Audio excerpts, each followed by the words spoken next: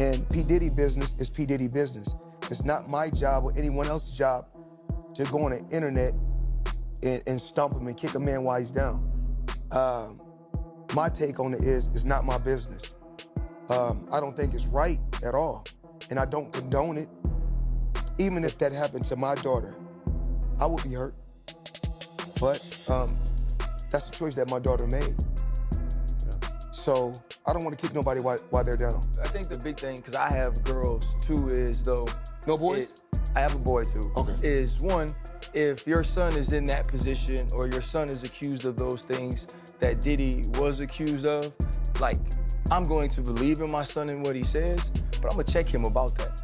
I'm gonna check him about whether or not these are things you've done. I'm also gonna check him about putting himself in those positions. And on the other side that we have to be very careful of, especially when talking about women, is that Floyd Mayweather may have just stepped directly into one of the messiest scandals in hip-hop history. He appeared on the Pivot podcast for what was expected to be a relaxed conversation, but instead it sparked a massive media storm. A single comment, along with a strange defense of Sean Diddy Combs, quickly turned the situation explosive. Now Floyd's name is being pulled into the courtroom controversy surrounding the alleged freak-offs, the same disturbing parties that Cassie Ventura described as drug-fueled, violent gatherings where celebrities allegedly looked the other way. As new claims and court details surface, the internet is asking the question many people hesitate to say openly: was Mayweather actually present at Diddy's freak-offs or even involved somehow? With fresh allegations emerging, fans believe the pressure around the situation is only getting stronger. This is all I hear every day. Oh, I'm getting money. You know who I am? My name holds weight. Okay, all that's cool. But why are you tripping about spending $20 or $50 to get in the strip club? If you're really getting money like that, you're not tripping on $20 or $50. It's just a drop in the bucket. Me, myself, I got a staff, I got employees, I got to take care of. And if I let everybody in for free, I'll be out of business. You guys don't trip when you go out and buy them high-end cars. You don't trip when you buy the European clothes. And you don't trip when you buy them high-end watches. So why are you tripping about spending $20 or $50 just to get in the gentleman's club? This is not the homie hookup. It all started with the moment that triggered the controversy. Floyd Mayweather appeared on the Pivot podcast and was asked about his relationship with Sean Diddy Combs. With the growing number of lawsuits and serious allegations surrounding Diddy, including claims of trafficking, abuse, and federal investigations, many expected Floyd to respond carefully. Instead, he did the opposite. Rather than distancing himself or giving a cautious answer, Mayweather strongly defended Diddy and stood by his comments, which quickly intensified the backlash and fueled even more public debate. Even like P. Diddy, I'm not going to speak bad about P. Diddy, because he's still a black man. Mistakes happen, and I can't say if it is or it's not a mistake, but things happen in life. He responded by saying that Sean Diddy Combs' business was his own. But then Floyd Mayweather added a line that shocked many listeners. He said that even if something like that happened to his own daughter, he would be hurt, but it would still be the choice she made. The remark was widely criticized because many people felt it suggested that victims are responsible for what happens to them. Social media reacted instantly. Clips of the interview from the Pivot podcast spread rapidly across platforms like Twitter and TikTok, with users stitching and sharing the moment everywhere. The comment sections quickly filled with harsh reactions, with critics bringing up Mayweather's past controversies and questioning his stance. Floyd Mayweather, man. Floyd Mayweather is ruining any type of legacy this guy's had by just opening his mouth in interviews. He is arguably does not use common sense. He's very rich, very successful. Congratulations, Floyd. I used to think he's one of the best boxers ever, but I disagree now. I think he's tarnishing his legacy. Even like P. Diddy, I'm not going to speak bad about P. Diddy, because he's still a black man. Mistakes happen, and I can't say if it is or it's not a mistake, but things happen in life. And P. Diddy business is P. Diddy business. It's not my job or anyone else's job to go on the internet and stump him and kick a man while he's down. My take on it is, it's not my business. I don't think it's right at all, and I don't condone it. Even if that happened to my daughter, I would be hurt, but that's the choice that my daughter made. And this is where things start getting intense. Floyd has never been a stranger to controversy. In the past, he even spent time in jail and was convicted of domestic battery. Several of his former partners have accused him of both emotional and physical abuse, with some claims saying these incidents even happened in front of others. So when he suddenly jumps in to defend Diddy without anyone even asking him to, it naturally raises questions. Is he simply showing loyalty, or is he trying to protect himself? Then comes Curtis Jackson, better known as 50 Cent, and as expected, he wasn't going to stay quiet about the situation. Woke up, I look at the computer say, Floyd say, fuck T.I., fuck Nelly, fuck 50. I'm like, what do you say f for? Nelly fucked your first baby mama, Melissa, then took your fiance, say fuck that. 50 Cent posted a video on Instagram where he mocked Floyd's comments, laughing and making fun of the situation. Then he dropped a line that quickly went viral. They didn't even ask him about this. Champ, are you stupid or are you dumb? He clearly didn't hold back, but that wasn't surprising at all. The tension between Floyd and 50 Cent has been going on for years, and their rivalry has never really cooled down. At this point, it goes far beyond music or entertainment. It's a long-standing personal feud that continues to play out publicly. Did he do it, right? Yeah. I know He did you've been heavy on social media talking about it. He did it. And I'm the only one who's been vocal about this long before it actually. But I also didn't participate. I also didn't go to those parties. Yeah. So a lot of the celebrity culture that you don't understand anything is because they participated. Was there a reason you never went to those parties back in the day? I'm just not with all that flicky shit. Like all of the stuff that he's doing, I'm not into that type of stuff. I'm just a little more, maybe you could say basic or normal. There have been rumors about fights happening behind the scenes. 50 Cent once claimed that Floyd Mayweather Jr. couldn't read, while Floyd responded by saying that 50 was broke and jealous. Their rivalry has gone back and forth for years, but now the tension has reached a whole new level. This time, the situation isn't about attention or clout. Instead, the accusations are connected to who was involved in the alleged freak-offs of Sean Diddy Combs and who may have helped hide everything behind the scenes. This is a special ASLELS challenge for you, Floyd. If you can read one full page of a Harry Potter book, nigga, I'll give $750,000 to whatever charitable organization you want to. Fuck the Buckeyes. 50 Cent even hinted at launching a new series, but did he actually go through with it? It seemed like a clear jab at who did what and who might be the next person exposed. Fans immediately jumped on it, and theories started blowing up across Reddit and TikTok. One user commented, if 50 is clowning Floyd now, it's because he knows something. He's been waiting for the perfect moment to throw him under the bus.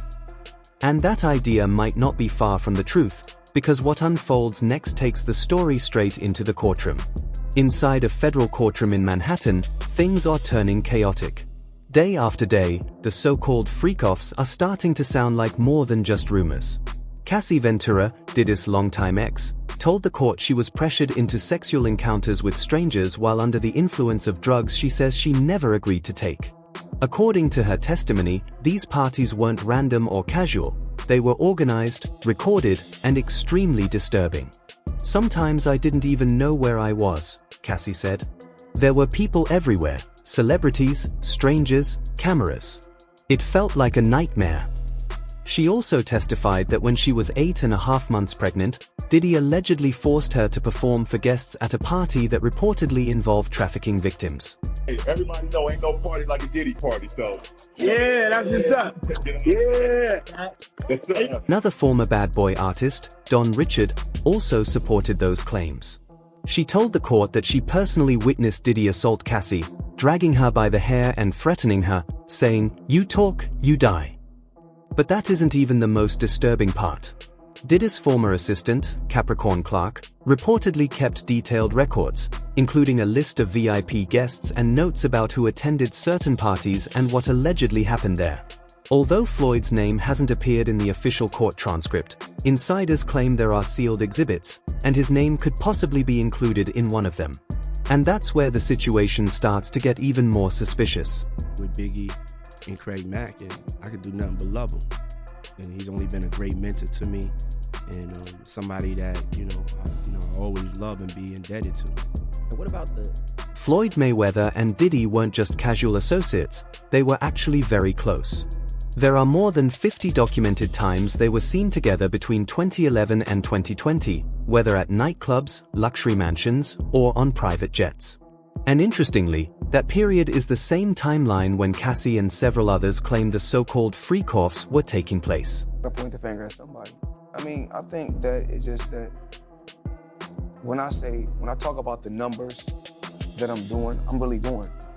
It's not like, you know how the young kids say now, capping, or we used to say fronting, so ain't no future in your fronting, but whatever I talk about is what I've done. Multiple sources say Floyd Mayweather attended at least 3 of Diddy's most private and exclusive parties, the kind where phones weren't allowed, security was extremely tight, and guests were required to sign NDAs before entering.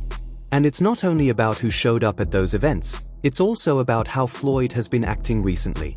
There's no way I'm letting that. He's so bad, boy, so he's just taking the flag up himself, and it's really, really proud to see, you know. He's not distancing himself, and he's not condemning anything either. Instead, he's brushing it off, saying, that's Diddy's business. That kind of reaction raises eyebrows, especially when many other celebrities are quickly cutting ties with Diddy. Usher, French Montana, and even Diddy's own children have gone quiet. Meanwhile, Floyd is still publicly defending him on major podcasts. At this point, something just doesn't seem to add up. Because what he had a problem First with of all, his artist saying the same first thing. of all, see, I didn't do nothing to him. So let's go back to the first of all. The first of all is there has been negative propaganda put out about me that's not true, and has really tried to stain my legacy. I've always been a person, I don't like to get in just talking people's business and things like that. But not right now. I have made it my purpose that when I come back. Just when it seemed like the case couldn't get any more shocking, it did. Diddy's lead attorney, Anthony Ricco, suddenly stepped down from the case. This is someone who has defended extremely serious clients before, so leaving a high-profile celebrity case like this raises serious questions and is seen by many as a major red flag. Diddy Combs' legal team is getting a little smaller as the rap mogul's defense team prepares for his May trial on sex trafficking charges. His attorney, Anthony Ricco, respectfully but regrettably requested to be dismissed from his role, according to documents obtained by NBC News. Ricco, who is one of 6 attorneys on the case, requested in the February 21st filing to withdraw his representation because, quote, under no circumstances can I continue to effectively serve as counsel for Sean Combs, consistent with the ABA standards for criminal justice. Ricco told the court, under no circumstances can I continue to represent Mr. Combs. He didn't explain the reason. He didn't mention health issues or any conflict, he simply stepped away from the case. Naturally, people started speculating. Reddit has been going wild with theories. One thread with more than 20,000 upvotes claims Ricco left after allegedly seeing unreleased footage from one of the freak-off parties and recognizing several high-profile names, possibly even Floyd. Another theory suggests that Diddy might turn against members of his own circle to protect himself. If he decides to cooperate, some believe he could drag others down with him, and that Floyd may be worried about that possibility. One comment pointed out that Floyd Mayweather's record has had controversies before. In 2010, he served 90 days in jail after a domestic violence case involving the mother of his children. Earlier, in 2005, he was also accused of striking another woman at a nightclub in Las Vegas.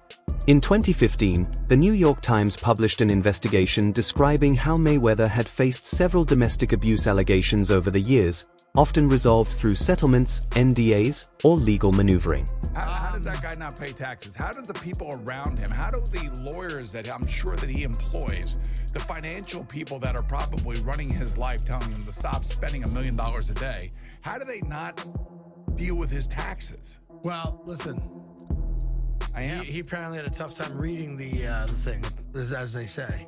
Like he didn't know what he couldn't read, like that's BS. Something. That is BS. They said something. Time like out. that. He is paying. I'm sure he's got a litany of people in his world. I happen to agree. Financial management people. You think so? How long before he's suing somebody for mismanagement of funds? Listen, you know that's happening. You'd certainly think so. By the way, they announced, I'll get your calls in a second, they did announce the pricing for Mayweather-McGregor. $100 for a high def, $90 for standard def. So there you go. So it's exactly what the Mayweather-Pacquiao fight was. $100 pay-per-view. Though when Floyd defends Diddy without showing any concern for the victims, it feels very different. It almost sounds like he's speaking about himself. That's why his silence becomes far more troubling. Silence from someone as powerful as Floyd isn't just loyalty or protection, it can be a serious warning sign. At the moment, Floyd Mayweather hasn't been officially named in any court case. There's been no arrest, no indictment, and no confirmed evidence released publicly. However, the clues seem to be piling up like falling dominoes. He continues to defend actions that many people believe are impossible to justify. His name is connected through timelines, locations, and certain behaviors. Some insiders even claim that sealed documents could expose much more information. And it's not like Floyd is free from legal trouble even without the Diddy freak-off situation. Federal authorities have reportedly been watching him closely for months. It all started with those luxury property raids in Dubai. Soon after, reports surfaced that the FBI had been quietly building a case against Floyd involving financial crimes, racketeering, and possible international wire fraud. So I wired the money to the account, and when I wired it to the account, I went straight to the bank. I go to the bank myself to make sure shit get done. Because the thing is that I can't make all the money unless somebody else do all the dictating and do all the controlling. Yeah. What you mean there's no transfer of ownership on these properties? Champ on the internet talking about he spent $402 million on these properties. I'm hoping this is not somebody just caught Floyd Mayweather slipping. He said he owned them properties. But the situation gets even worse. Rumors on the street claim that Floyd allegedly tricked investors into putting millions of dollars into a fake real estate project in Manhattan. Into my lifestyle, showing the people how I live. Now, I know you guys see me on a regular talking about real estate. Well, lately, I purchased 62 apartment buildings in New York City. And what I need you guys to do, slide over and check out the photos. It's not all 62 buildings, it's a few buildings, but guess what? All the buildings belong to me. I don't have no partners. And all the retail down low on my buildings all belong to me. But the whole thing seems like a lie. The building is still sitting there half-finished. The permits have already expired, the contractors walked away from the project, and the investors are extremely furious. Floyd Mayweather says he makes $300 million a month, which is $3.6 billion a year. He makes more money than Jeff Bezos, Bill Gates, all of those guys. So I say all that to say this. The money that Canelo was looking for, they can easily come up with that money. Floyd Mayweather got it. Well, listen, let me put it this way to you. If he makes, what did he say, $300 million a month? Yes, sir. Okay, I'm 6'4" and 240. And I know I'm 5'8" and a half and 240. So there you go. There's no way. There's that. If he makes $3 million a month on his investments, that's a lot. $36 million a year. That's a lot. So I know guys that are worth, $500-600 million, plenty of them, and they don't make $36 million a year, let alone $300 million a month. So there you go. And now the rumors are growing even louder. People are starting to say that Mayweather's money might be running out. Insiders in Vegas are quietly talking about the possibility that he could soon file for bankruptcy. His team keeps denying those claims, but the numbers just don't seem to add up. Yeah, we don't want to talk about that.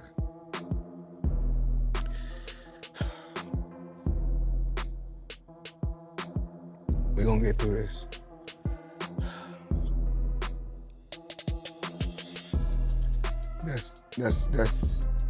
That's tough, because if anybody know about business, you don't keep that type of money in just regular account. So I had to wire the money from somewhere.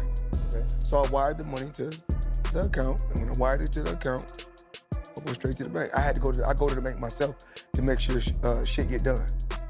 Because the thing is that I can't make all the money and let somebody else do all the dictating. And do He's now fighting exhibition matches in Asia just to make money, selling luxury watches on Instagram, and lately he seems to be appearing in courtrooms more often than in boxing rings. According to Business Insider, it's not what you think it is. They said there's no evidence there's been a sale of these properties, and it's 62 rental apartment buildings in Upper Manhattan. He was promoting tons of these ICO scams at the time, and he also narrowly avoided an ICO fraud lawsuit for the same thing, under the defense that he wasn't actually influential enough to convince people to buy the scam.